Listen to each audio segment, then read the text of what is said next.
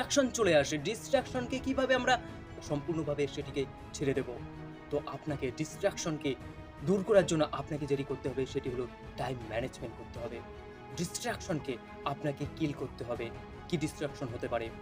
আপনি যখন শিখছেন তখন আপনি এটা ফিল করছেন কি আমি YouTube যে সোশ্যাল মিডিয়া যে চালাচ্ছি সেটি আমার ডিস্ট্রাকশন করছে। সোশ্যাল মিডিয়া আপনার লাইফ গ্রো করতে পারে আর সোশ্যাল মিডিয়া আপনার লাইফ নষ্টও করতে পারে।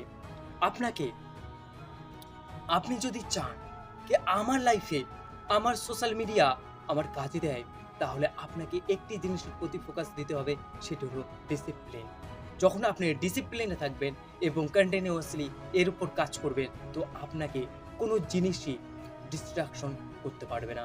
আপনি পুরো ফোকাসের সঙ্গে যখন করবেন কি আমি সোশ্যাল মিডিয়া কেন চালাচ্ছি, কি পারপাসে, যখন আপনার এই নিডসটি ফুলফিল হয়ে যাবে, তখন আপনি নিজেকে জানতে পারবেন এবং